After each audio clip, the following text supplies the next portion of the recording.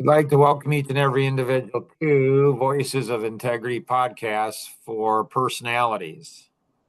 Um, so it's interesting, Marissa. I'm sure you found this interesting a lot, where it seems like it's okay for women to stereotype men, but men aren't supposed to stereotype women. Have you found that to be true, Marissa, or not so much? Have. Can you explain that to Norman and I?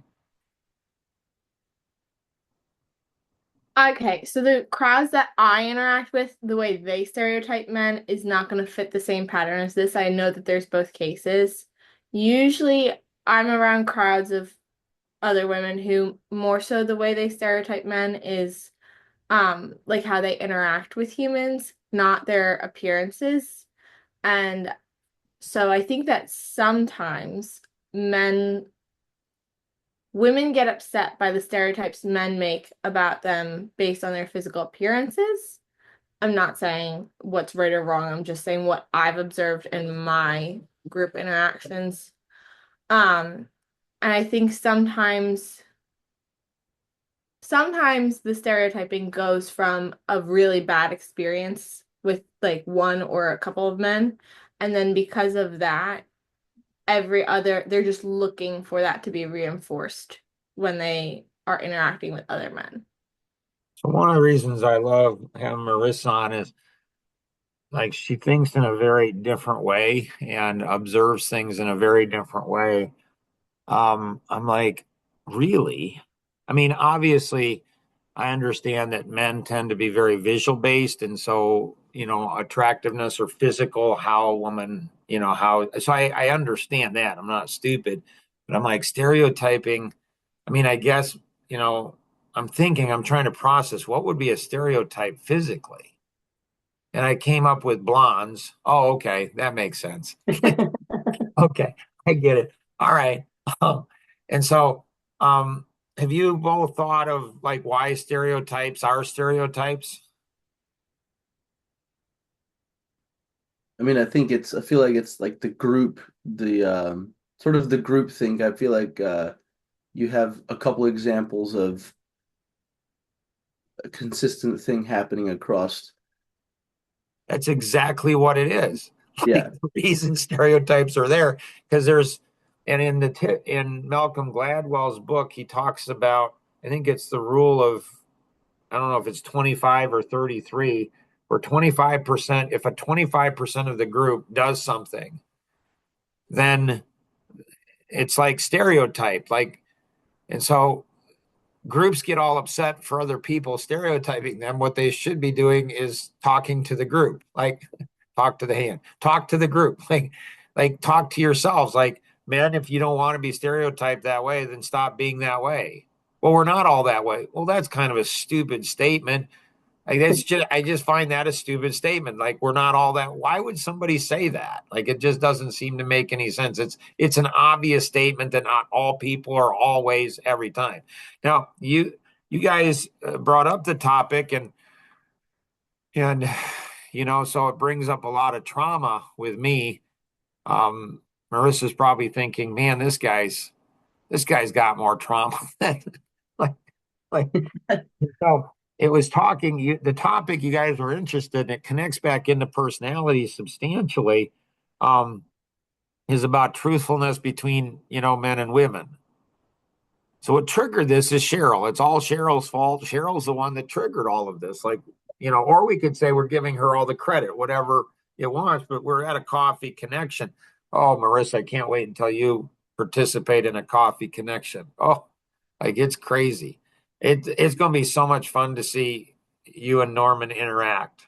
Like, I'll just sit there and just have some, popcorn and some lemonade and just watching you two interact. It'll be so cute. Anyways, so we're sitting at a table, just innocent, and Cheryl's like, I think, Mark, you ought to be always honest with, Rosanna. You should always be honest with everybody. Now, I'm a driver personality. I'm a driver analytic personality. Nobody's ever told me to be, everybody's telling me my whole life I shouldn't be honest. Why are you laughing? I'm thinking I'm not sure that the advice I could foresee people most often telling you is to be more honest. Right? Nobody's ever told me. She told me that. I'm like, you gotta be kidding. I'm like, I'm shaking. I'm like, what? Yeah, with your wife. I'm like, what? And then she used an example.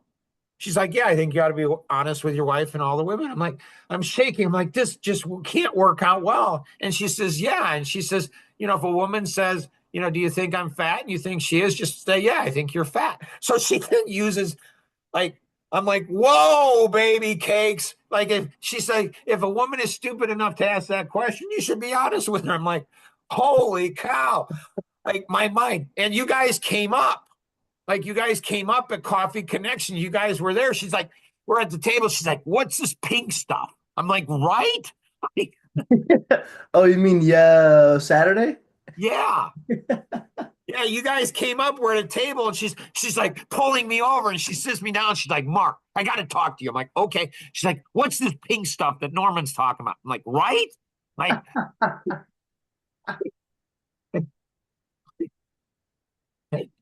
and so I've always struggled with that because I'm a driver analytic. So I'm gonna see big picture.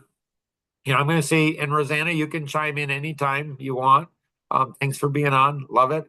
And so I'm a driver analytic. I have social autism. One of these days, we have to go into the whole history of the social autism and what it is. Marissa, are you a hugger or not so much? I am. Okay. Yeah. There was a little pause there. So it's kind of, so when I see you, I want to hug you like big time because I'm like, she validated my social autism. Like nobody validate. What's that? You're not that. You like everybody's like messing with my disability. It's like, hey, I should get some special privileges because I'm disabled so much. Anyways, and my wife, she's double, amiable. And so like she won't tell people the truth. To me, that's called lying. like, and being raised Christians, you're not supposed to lie. And so when we've been married 40 years and I still in 40 years cannot process it. It's like, why aren't you telling them the truth? I'm being nice. How is lying being nice? Like it's something my brain as an analytic or driver analytic, I can't process it. And it's like, she thinks she's being nice. I think she's not. I think she's being selfish. And so with men and women, roughly 75% of men will be driver analytic, 25% of women will. Roughly 75% of women will be expressive, amiable, 25% of men. A lot of the stereotypes that men and women have is actually not being a male or female, it's being your personality. People say, well, why is that? I'm like, I don't know. Ask God. Like, I didn't create people. I don't know why. I don't know why God has the mix that he does. I don't understand that. So I don't know. Take that up with him. It just, kind of is what it is. So, what did you guys want to talk about on communication? So, well, this obviously I wrote that email about it a little, and I also I went on a little listening spree. I listened to the podcast for women that you did a few weeks ago, uh, Okay. and then also the Clean Windows with Tom Coons and both of the Fritz ones, which all of them were awesome, and I mean, it got my brain going in a lot of different directions. But the one thing I kept coming back to is like this idea of that I sort of grew up with too is like when you're not telling the truth, you're not like the truth sets you free sort of idea. The You idea, didn't grow up with that, Norman. huh? You didn't grow up with that.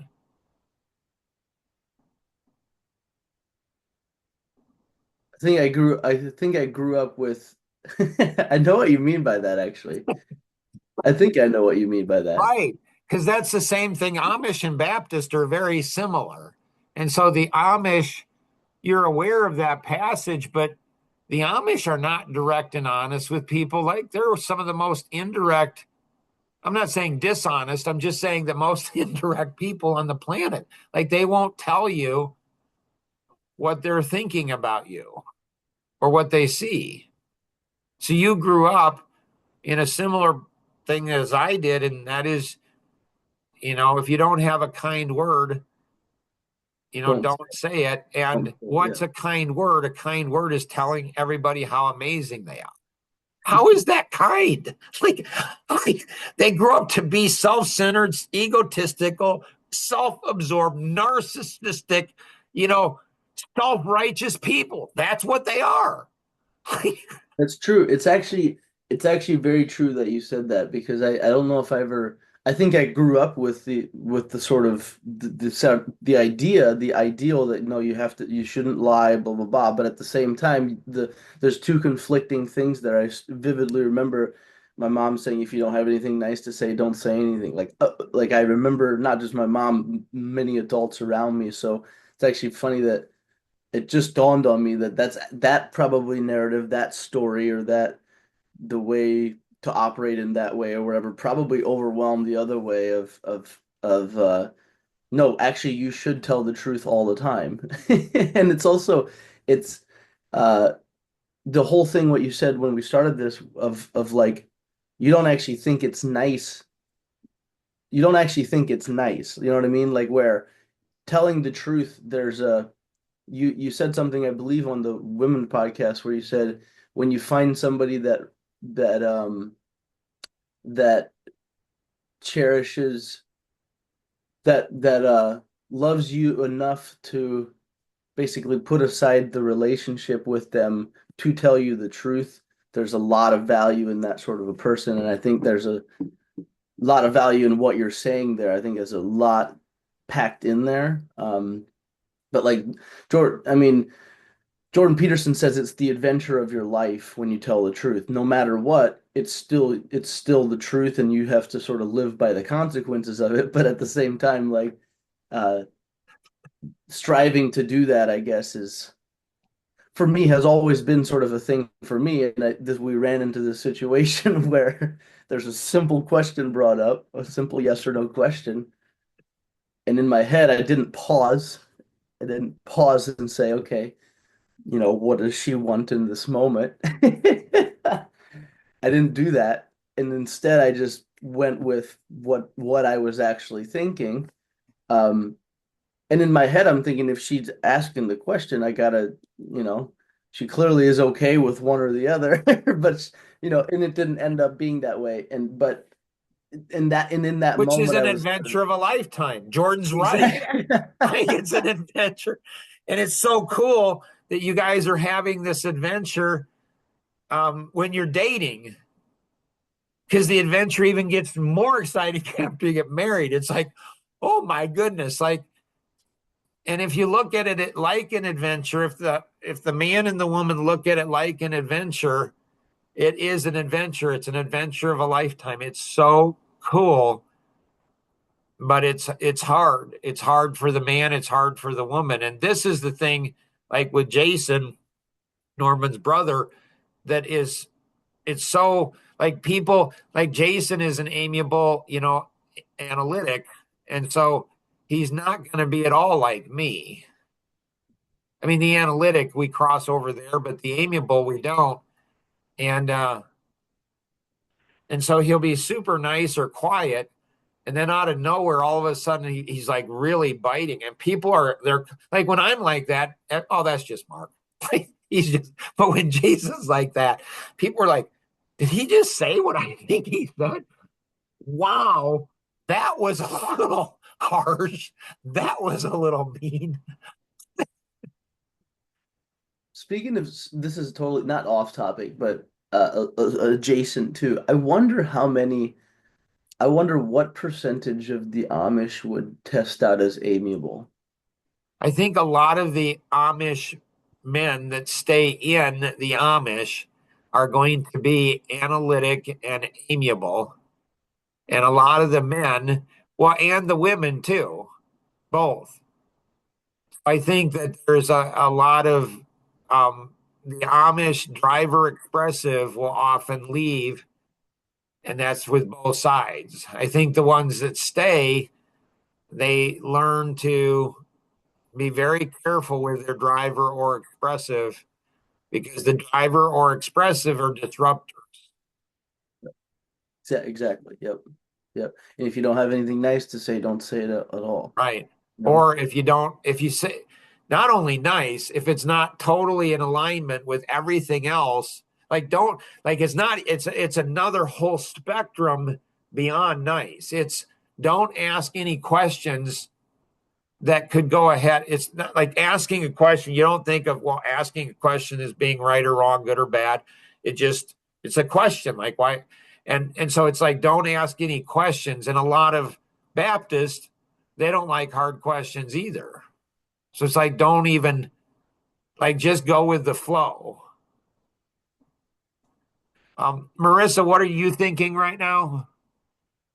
No, I'm thinking that's all very insightful. And yeah, I think Norman kind of covered well a good aspect of it. So So give us a woman's perspective. Like, what happened between you two? Like 8 billion people get to see this. This is going to be so cool. Like, go ahead and give us a peek into that experience.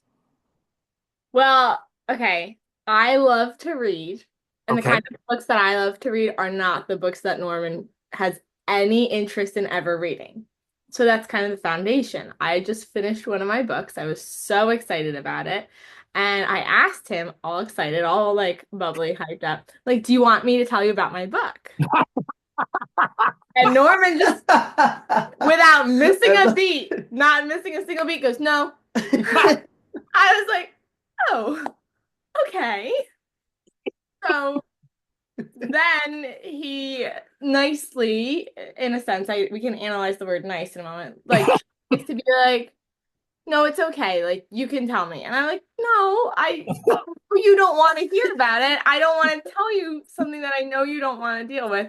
It took like it wasn't bad. Like we were both trying to communicate about the solution and about what had happened, which I think helped it to not really, I don't feel like I'd call it a fight because we both were like trying to meet each other. But it took a while. Norman did finally convince me to tell him a little bit about my book, but I also was like, I'm only telling you a little. I'm not giving you the whole You story. go, girl. That's exactly what you do. You say, you know what? I'm going to tell you a little, but it's not even the best part. Like the best part, like, nope, you'll never hear that again in your life. Yeah. So since then, I've come up with, I think, a better solution for when I want to do something, but I want him to want it. And knowing that if I say something that's yes or no, I will likely get a no. I'm gonna ask, do you want an opportunity to love me right now? Okay. That question, hopefully, is always gonna be a yes. If that's a no, then we got a whole different problem. And Norman, let me give you a little tips.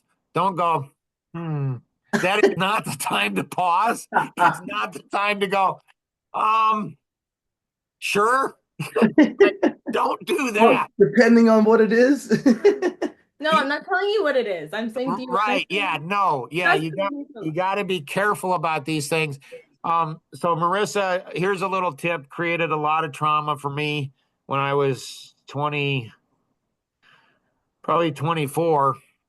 And my wife, she's 24. And so she's all sexy and hot. Like it's really awesome. And she comes dancing in and she's like, Mark, I read something in a book and it was so amazing.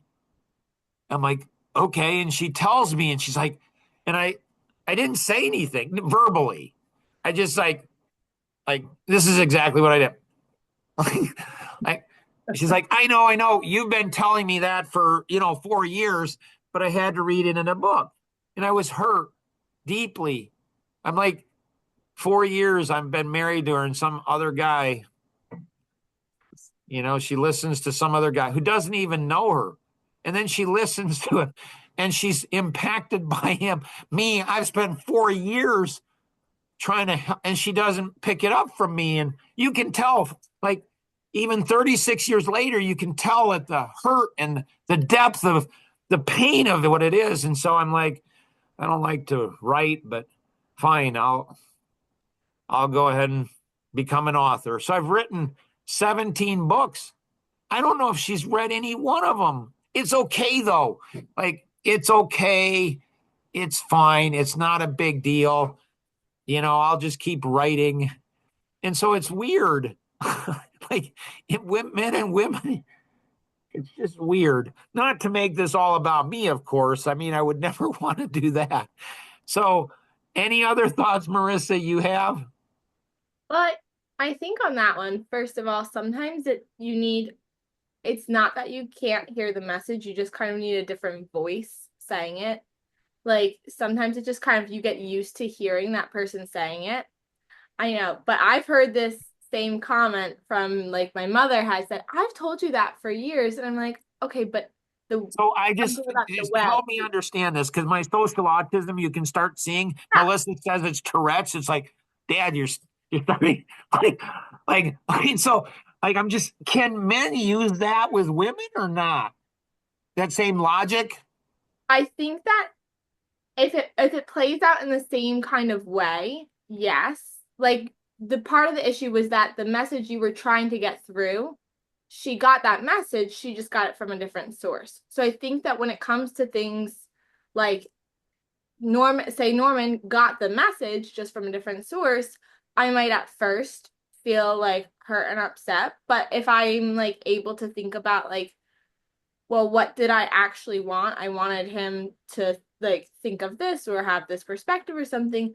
I can't hold on to. So I for mean, Norman and all the men out there, I can translate what Marissa's saying. Okay. So I thought it was just a simple yes or no, like yes, no.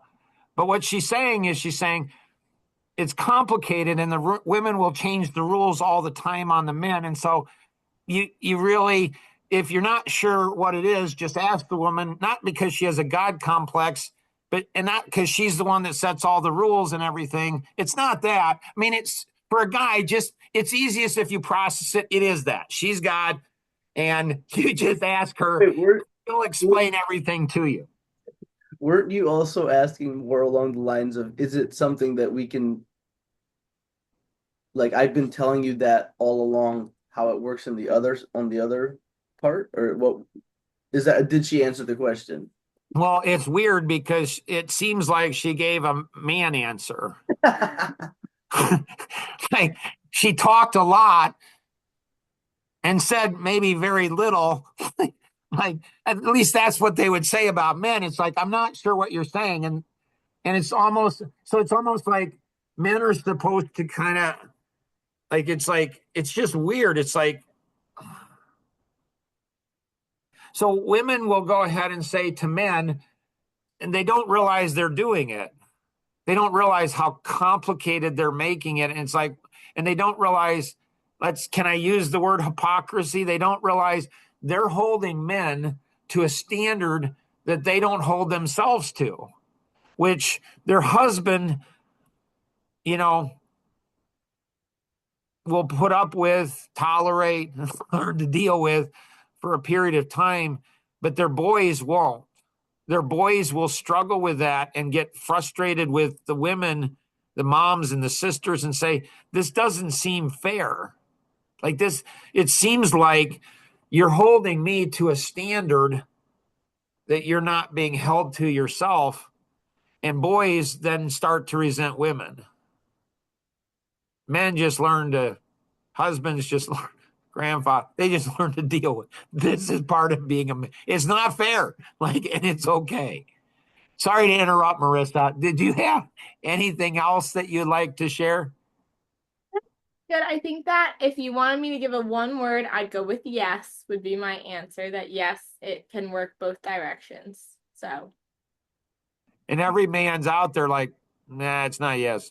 It's it's it's In my head, what I said was when it's convenient, but right.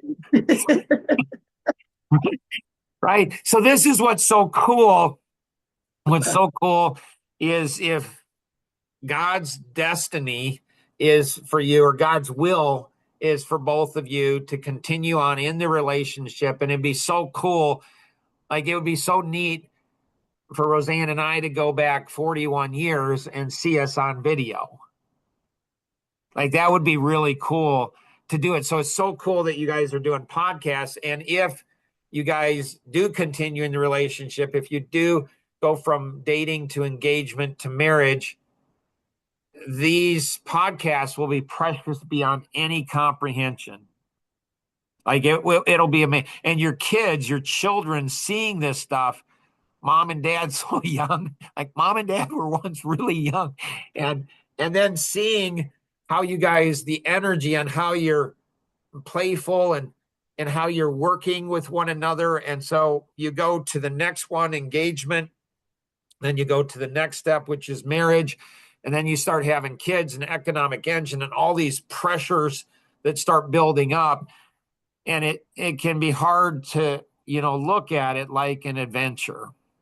And so Roseanne and I both just absolutely love being around young couples.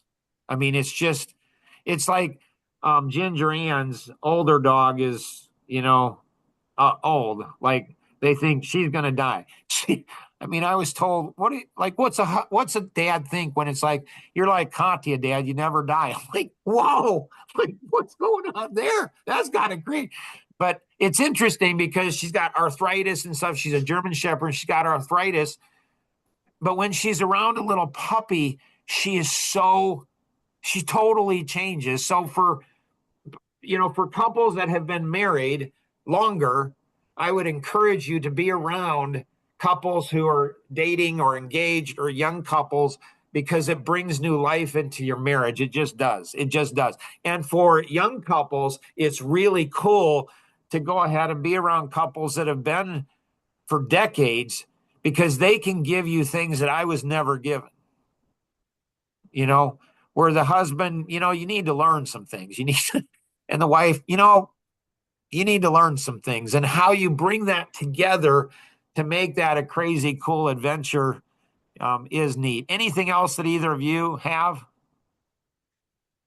I think that's very insightful stuff. The adventure of our life is rooted in maybe truth telling. Right?